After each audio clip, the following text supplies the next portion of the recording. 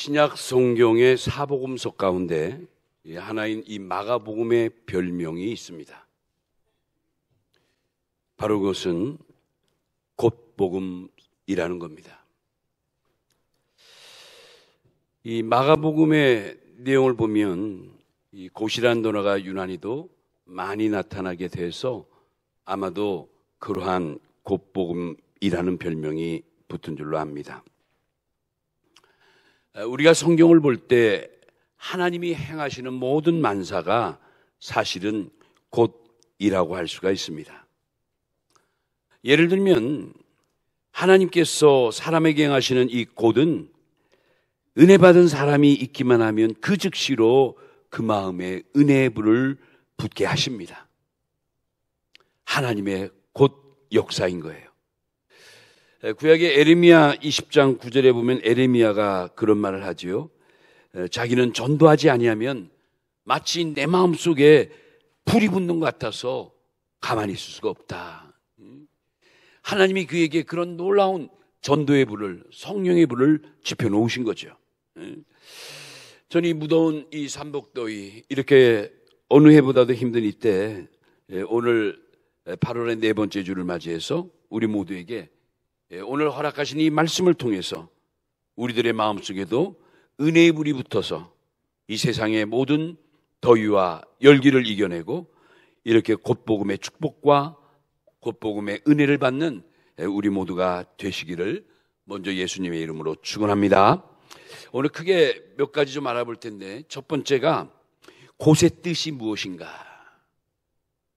마가복음에 나타난 이 곧의 의미가 무엇인가? 이거부터 좀 말씀을 드리고 싶어요.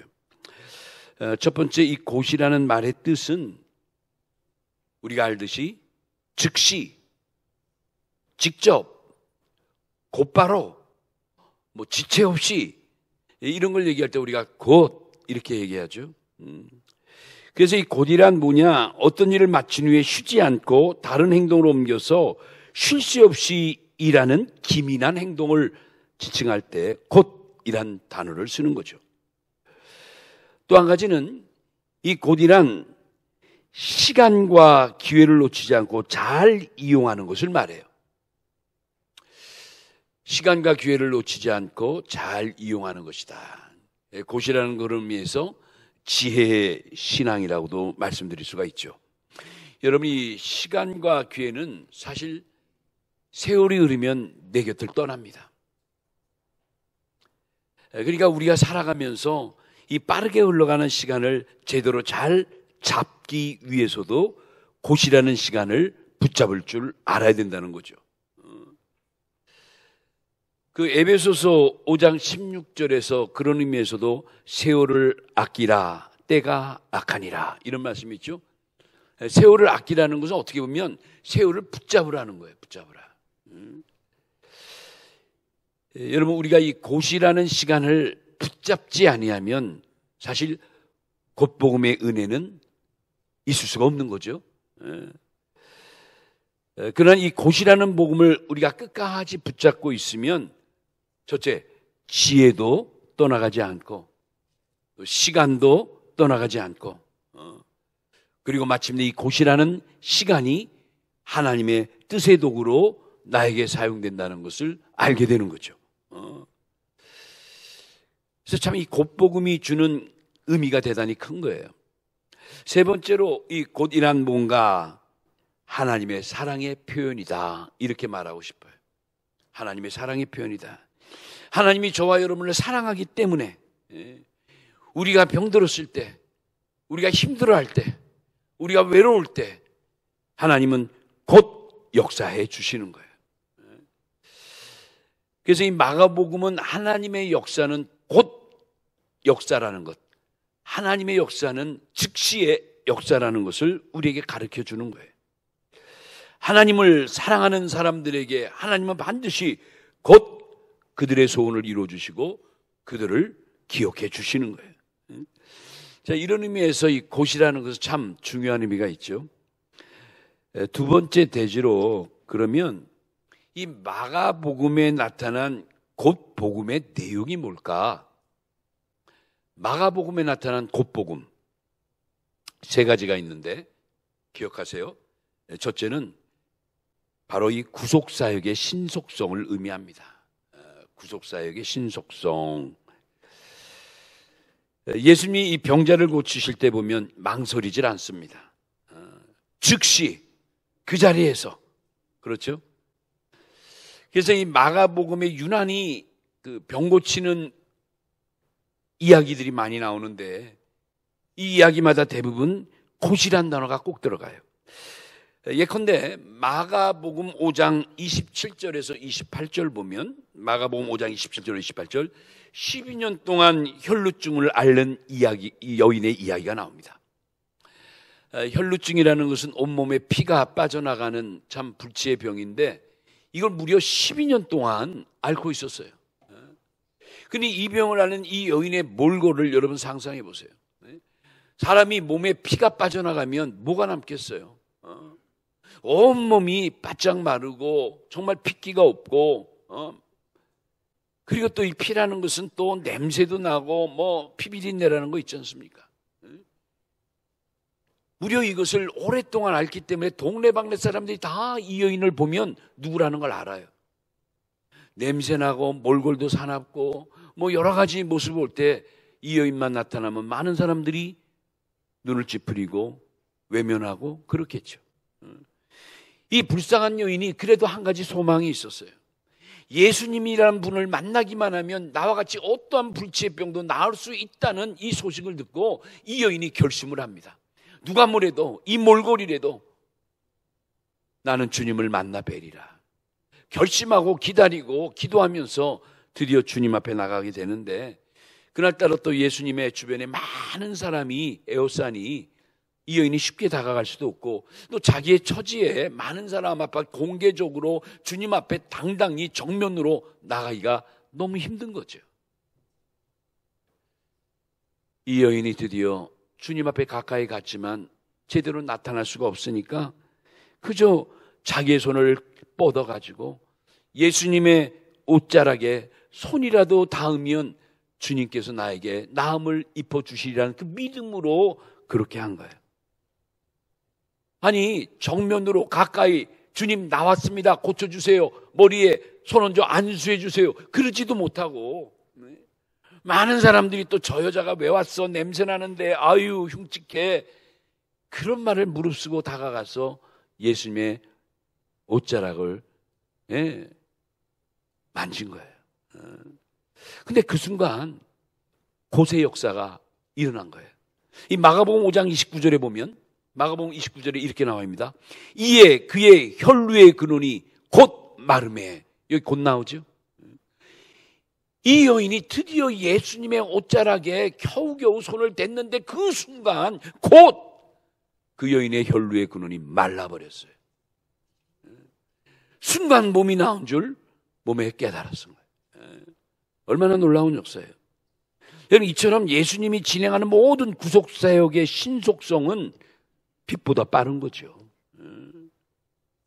이와 같이 이 곧이라는 것은 이 구속사역의 신속성을 의미하고 두 번째는 뭐냐면 두 번째는 영적인 전투의 신속성이에요. 신앙의 전투, 신앙 전투의 신속성 또는 영적 전투의 신속성 이렇게 말할 수 있는. 우리는 지금 영적인 전투에 임하여 살아가고 있죠. 이 마가복음 1장 12절에 보니까 성령이 곧 예수를 광야로 몰아내신지라는 말씀이 있어요. 예수님이 이제 그 성령의 인도함을 받게 되는 그 장면을 그렇게 말씀하시고 있는 거예요. 이제 예수님은 광야 가서 40일 동안 금식하고 또 마귀의 사단의 유혹을 받게 되는데 그런데 아주 중요한 표현이죠. 예수님이 성령의 인도함을 받아서 광야로 나가셨다는 거예요. 이건 뭐냐면 예수님이 바로 그곳에서 무슨 싸움? 영적인 싸움, 신앙적 싸움을 하게 되는 거예요. 여러분 우리가 과연 이 싸움을 싸울까 말까, 내가 싸우면 질까 이길까 고민하는 것은 어떻게 보면 세상적인 싸움이에요. 인간적으로 생각하는 싸움이에요. 그런데 여러분 중요한 것은 이 영적인 싸움은, 신앙적인 싸움은 내가 하는 게 아니라는 겁니다. 이거 기억하셔야 돼요. 신앙적인 싸움은 내 안에 믿음이 하는 거예요. 할렐루야. 이거 꼭 기억하셔야 돼요. 그러니까 여러분, 우리는 영적인 싸움, 이 신앙적인 싸움은 내가 비록 연약하고 병들고 내가 비록 여러 가지 면에 열악하다 할지라도 뭐만 있으면, 향한 믿음만 있으면 돼요. 믿음. 그 믿음 속에 누가? 성령이 역사하시니까. 그 믿음 속에 주님이 역사하시고, 그 믿음 속에 아버지가 역사하시니까. 그러니까 내가 싸우는 게 아니에요. 내가 싸우는 거. 요한일서 5장 4절에 그런 말씀이 있죠. 세상을 이기는 승리는 이것이니 뭐예요? 우리의 의지니라. 이렇게 나옵니까? 세상을 이기는 승리는 바로 우리의 의지가 아니라 믿음이라고 말씀하고 있어요. 무릇 하나님께로부터 난 자마다 세상을 이기느니라. 세상을 이기는 승리는 이것이니 우리의 믿음이니라. 여러분, 얼마나 귀한 말씀이에요. 오늘도 우리는 믿음으로 영적인 싸움을 이겨나가는 거예요. 겉으로는 지는 것 같고, 겉으로는 내가 힘이 없는 것 같고, 상대가 안 되는 것 같고, 그래도 내가 믿음만 있으면 그 믿음을 통해서 주께서 역사하신다는 거예요. 이게 참 중요한 거예요. 이게 이제 세상적인 싸움과 영적인 싸움의 구별된 점이에요.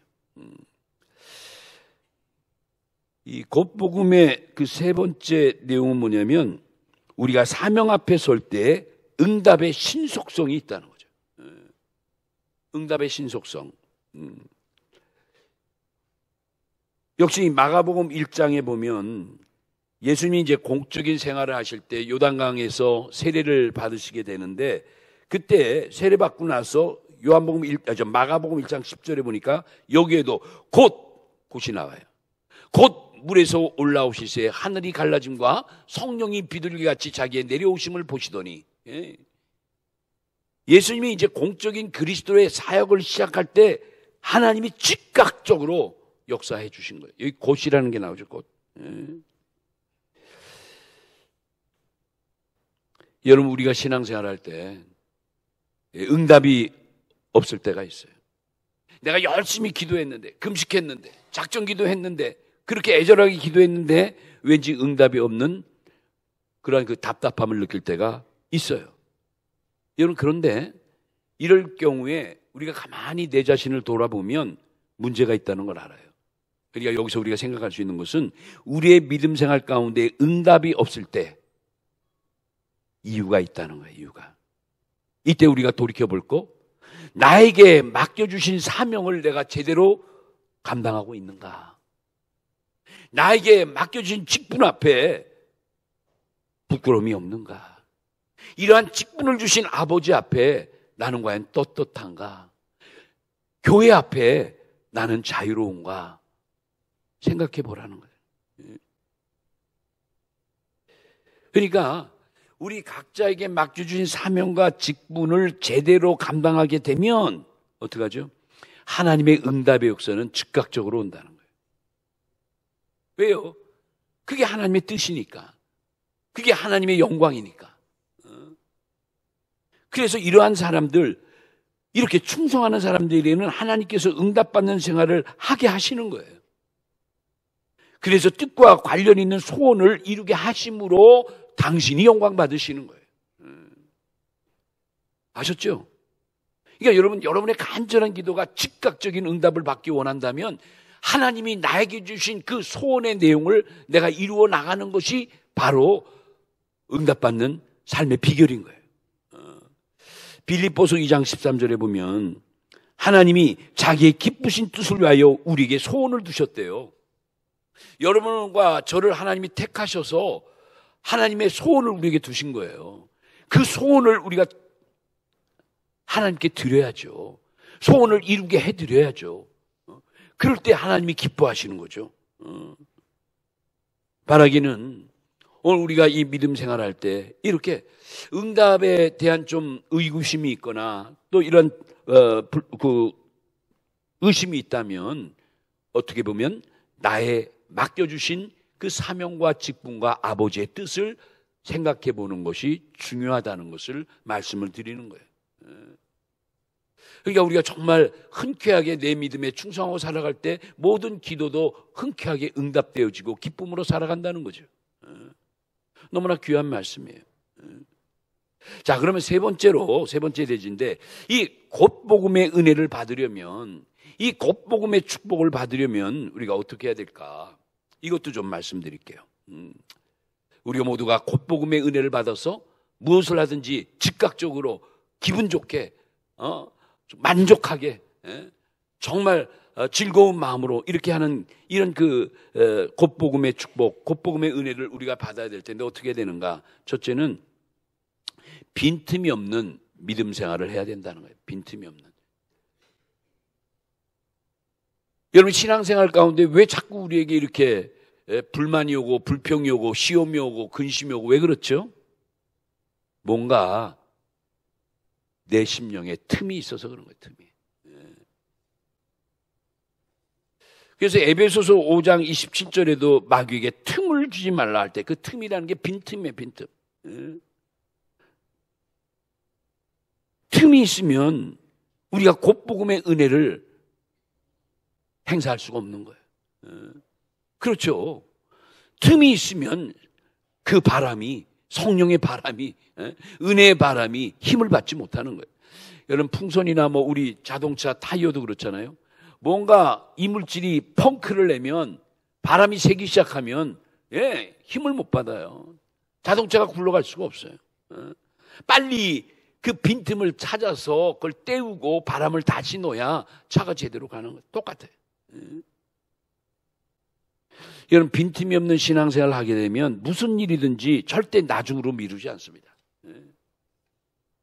틈이 없는 믿음 생활하는 사람의 특징이 뭐냐? 즉각적이에요. 즉각적. 말씀 한마디에 곧 행동으로 가는 거예요.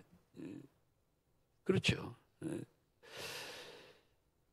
그래서 우리가 이제 믿음 생활에 자꾸 이렇게 틈이 생기게 되면 사실 교회 오는 것도 자꾸 이제 힘들어지는 거예요. 다 같이 이 신앙의 공동체에 우리 모두가 공동적인 책임의식을 가지고 뭐 교회 청소하는 거, 식당 봉사하는 거, 전도하는 거, 행사에 참여하는 거, 또 거기에 또 여러 가지 일 맡아 하는 거, 이런 거 말이죠.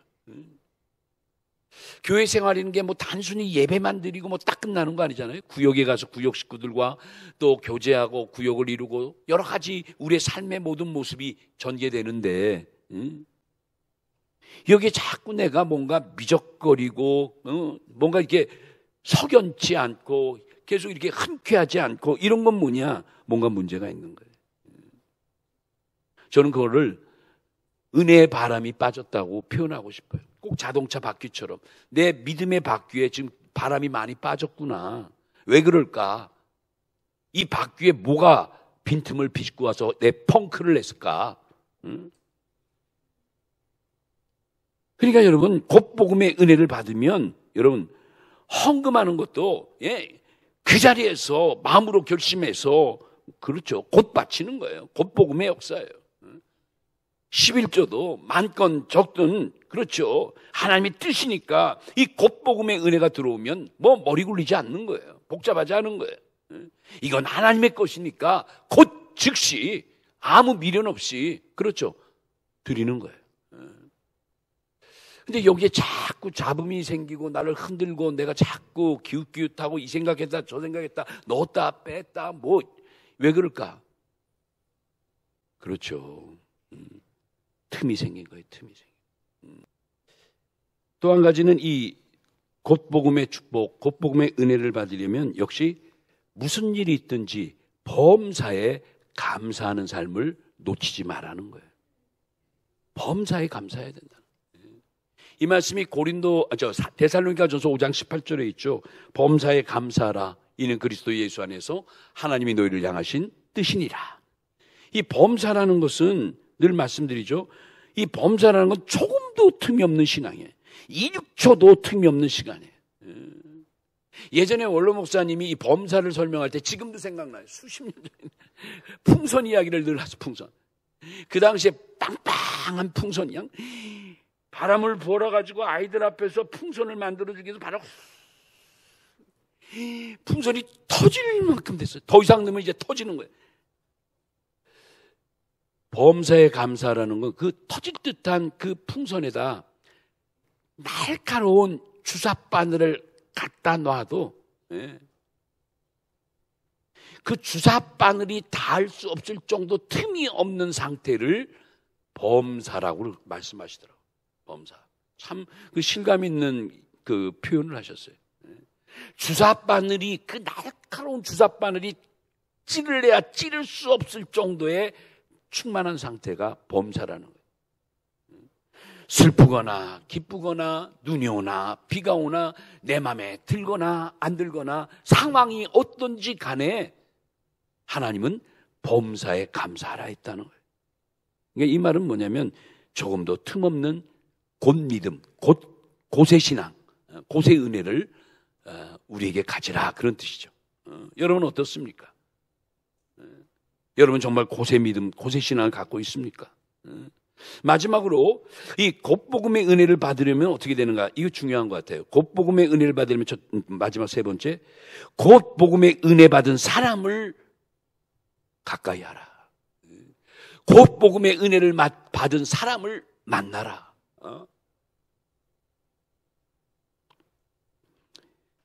여러분 이것은 마가복음 1장에 나온 말씀에 근거한 거예요. 마가복음 1장 28절에 보면 이런 말씀 있죠.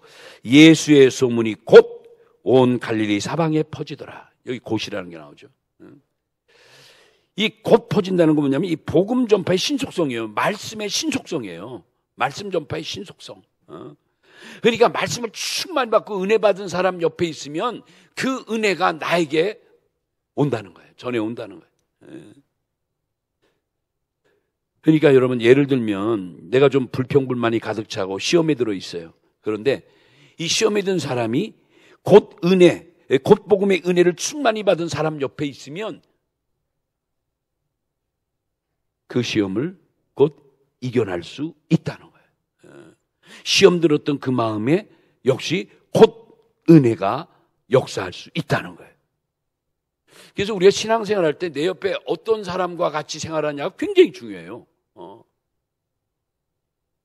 내 옆에 정말 은혜로운 사람, 말씀 중심의 사람, 정말 교회 중심, 믿음 중심의 삶을 살아가는 사람들과 같이 살아가면 내가 자꾸 그런 긍정적인 에너지를, 긍정적인 어떤 자극을 받으니까 자꾸 내가 내 스스로를 보면서 나도 은혜로운 사람으로 닮아가는 거예요. 닮아가는. 한자성어에 금묵자, 흙이라는 단어 참 많이 쓰죠. 금묵자, 묵, 이 붓글씨 쓰는 묵을 늘, 그 묵과 늘 가까이 하는 사람은 나도 모르게 검어지는 거예요. 이게 할 수 있으면 여러분 이게 긍정적인 말, 좀 은혜로운 말, 좀 항상 좀 이 뭐랄까 신선한 말, 이런 말을 많이 하는 사람들하고 곁에 있는 게 참 좋아요. 정신적으로도 영적으로도 모든 면에. 그냥 몇몇이 쏘근쏘근대고 뭐 그냥 눈치 보고 무슨 뭐 평생을 그렇게 그 인생이 불쌍한 거예요. 또 그런 분들도 얼마나 힘들겠어요. 또 피차가 힘들고 피차가 참 뭐랄까 괴로운 거죠.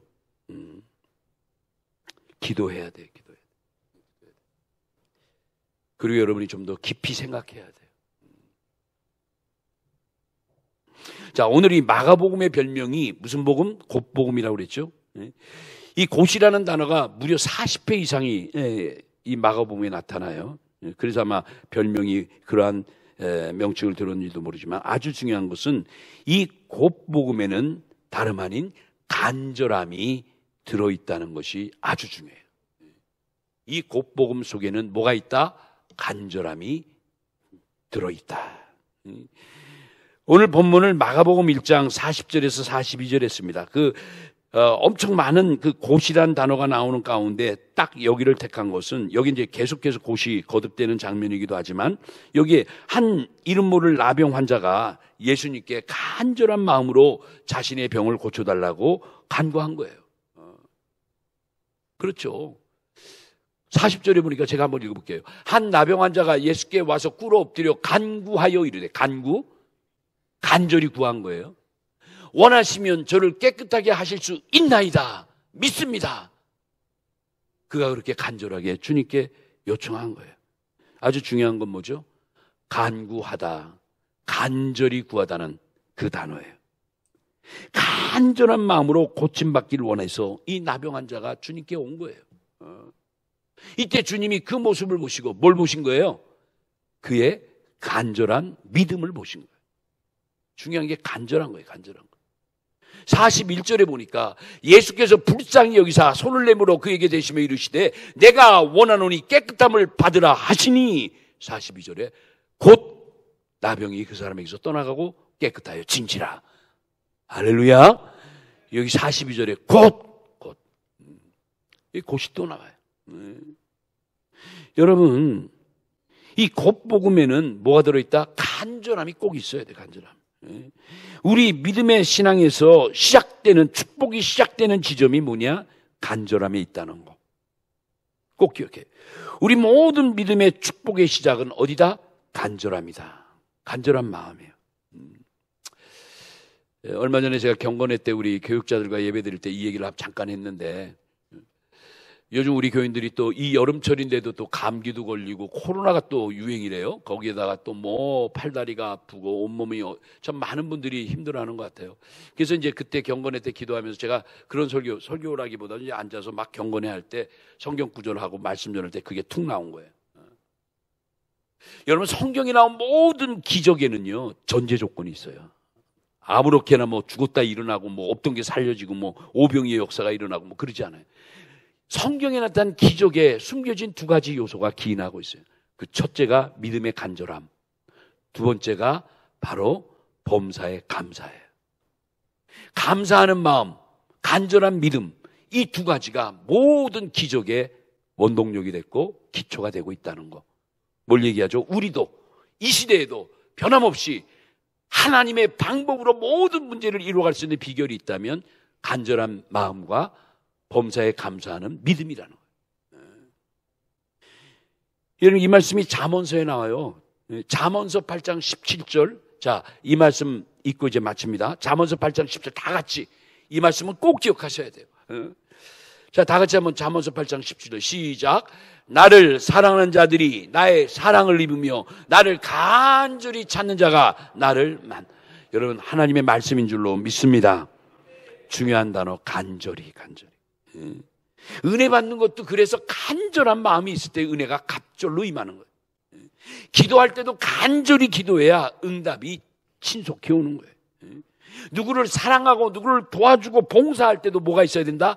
간절한 마음이 있어야 돼. 아, 목사님이 가라 하니까 가고, 아유 뭐 가기 싫은데 구역장이니까 가야 되고 권사니까 가야 돼. 그거 아니에요. 비록 내가 힘들고 어렵고 짜증나는 일이지만 뜻이라면, 교회의 일이라면, 아버지의 뜻이라면 나는 가리라. 이 간절한 마음이 전제돼야 된다는 거예요. 그렇죠. 예배도 마찬가지예요. 뭔가 간절한 마음이 있을 때 은혜가 갑절로 오는 거예요. 그러니까 여러분, 교회 이 믿음 생활, 예배 생활할 때 기왕이면 오시기 전에 간절히 기도해야 돼요. 하나님, 나 오늘 주일 예배 갑니다. 수요 예배 갑니다. 화요 구역장 예배 갑니다. 새벽 제단 싸러 갑니다. 기도하셔야 돼요. 간절한 마음으로 은혜 받고 오게 해주세요. 간절한 마음으로 내 문제 오늘 말씀을 통해 예배를 통해 해결되게 해주세요. 이 간절함이 있어야 돼요. 나병 환자가 12년 동안 혈루증으로 고생하는 여인이 예수 만나기 위해서 얼마나 자기의 무슨 체면이니 뭐니 다 뒤로 하고, 그 싫어하는 사람들 부딪혀가면서 군중을 뚫고 예수님께 와서 정면으로 오지도 못하고 제대로 말도 못하고 손을 내밀어 예수님의 옷자락에 손을 대는 그 여인의 그 간절한 마음, 그 마음의 10분의 1이라도 우리에게 있으면, 그렇죠, 곧 복음의 역사가 응답되는 거예요. 누가복음 22장 44절에 예수님의 기도도 보세요. 그냥 예수님이 이렇게 기도해요. 힘쓰고 애써 더욱 간절히 기도하시더라. 아니, 사중의 간절함을 갖고 겟세마네에서 기도하세요. 힘쓰고 애쓰고 더욱 간절히 기도하셨다는. 우리 이 중에 4분의 1만이라도 제대로 합니까? 우리가 정말 힘을 다해 수요예배 나오고 주일예배 나옵니까? 애쓰고 더욱 간절히 사모합니까? 오늘 이 허락하신 말씀 통해서 우리가 다시 한번 이 무더위 속에 참 곧복음의 은혜를 모두가 받고 이제 교회와 신앙과 모든 자기의 삶에서 이러한 간절한 믿음을 회복해가지고 은혜의 갑절을 또 느끼고 축복받는 이런 우리 성도들이 꼭 되셨으면 좋겠습니다. 오늘 이 말씀 가지고 여러분 모두가 마가복음의 곧복음의 그 신학적인 의미, 영적인 교훈을 잘 깨닫고 우리 모두가 다 이 시대에 곧복음의 주인공들이 되는 이런 놀라운 역사가 있기를 예수님의 이름으로 축원합니다.